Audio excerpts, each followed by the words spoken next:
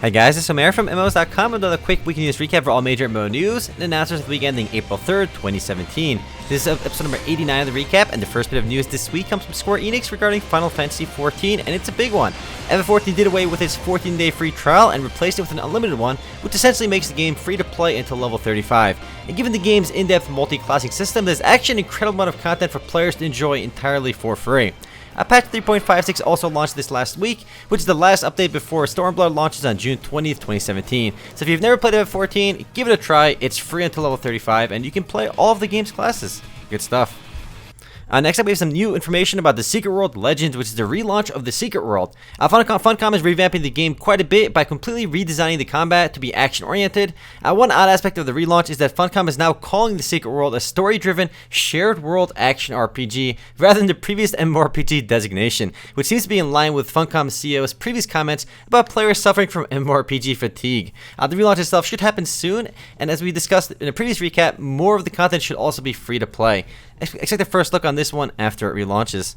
And moving right along, we finally have some news about Open Beta for Mu Legend Global. Well, not an exact date, but it'll be going Open Beta sometime this summer. The South Korean version of the game went into Open Beta on March 23rd, so the summer Open Beta isn't too surprising. Leading up to the Open Beta, the development team behind Mu Legend will be working on fine-tuning some of the game's features, such as the trading NPC, the 3v3 PvP mode, and more. We actually all had a bit of fun with this game in the Friday Grind Fest, so I expect it'll actually do pretty well when it launches. I'm optimistic about this one. Next up, Revelation Online will be getting its first major content update called Stardust in the near future. Now they'll introduce the new Guild-verse Guild map Star Shatter Island, an amusement park-like map called Fairies Funland, and more. One major change with the coming update is localization enhancements as well. So My.com is still fine-tuning these English localizations, and despite launching with an infestation of spam bots and iffy localizations, Revelation Online still remains pretty popular and has a pretty sizable player base. The Stardust update will likely be just the first of many updates to come this year. No word exactly when it's launching just yet though. Up next, some news for Blessed Korea. The game's getting a big old content update on April 11th, which will add a new dungeon and a whole bunch of other goodies. Unfortunately, we still have no word on a Western release date, and as we said in a previous recap too, the South Korean version of the game isn't doing particularly well, as they've already gone through several server mergers. My biggest issue with the game was the lack of optimizations, but beyond that, the entire MMOs.com crew did have fun with this one, and here's hoping we'll hear about a Western version hopefully soon. And if they actually fix those optimization issues, I think the game can do well. Switching gears a bit onto the buy-to-play front, Activision finally announced Destiny 2 this last week, and that it'll be launching for PCs at the same time as consoles. The game launches on September 8th for $60, and it'll be available again on PCs on day one. Beta is set to begin sometime this summer, so players can get a chance to try the game well before its actual release in September.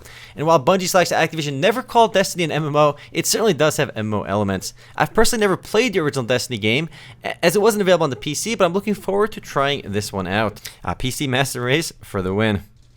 Next up, Shadowverse just launched the Tempest of the Gods expansion, which added 104 new cards to the game, including 2 original legendary cards for each class. To celebrate the launch, anyone who plays between now and June 28th gets 10 free Tempest of the Gods packs, so basically more free cards for everyone. I do want to say I love that Shadowverse gives everybody so many free packs. I think it's one of the reasons the game is doing so well.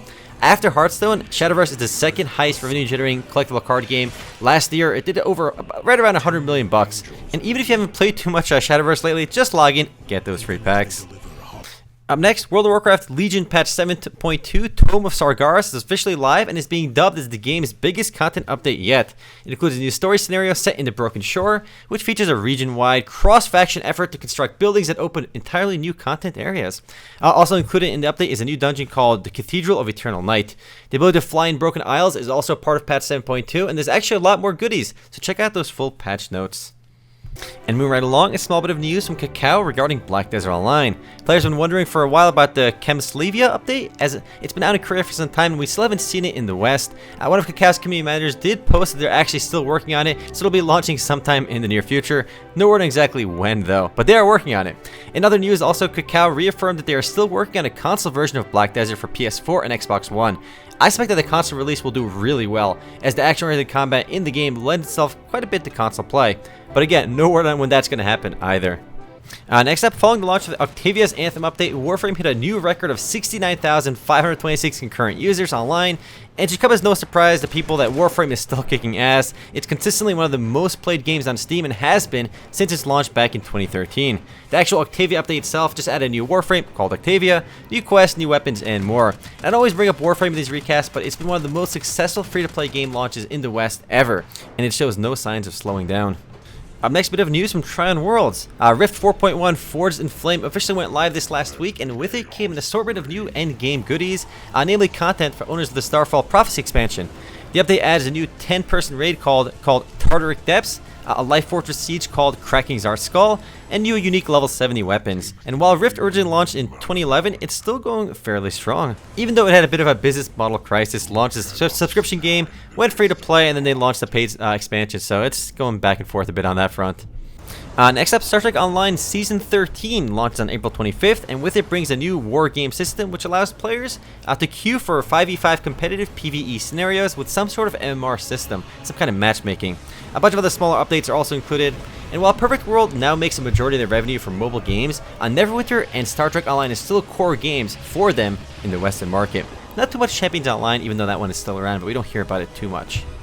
And on the ARPG front, Guardians of Ember launched in 6th class The Dark Knight this last week. The action RPG was developed by the same folks who made Runes of Magic and is available on Steam in early access for $20. The game's player base has been in quite a bit of decline since it launched back in December. With only 47 players online concurrently on the average over the last 30 days, I expect that the game will go free to play soon, as 47 players simply isn't enough for an online game. Next and last bit of news comes from the survival MMORPG Edengrad, which is set to launch on Steam on April 4th into some form of early access.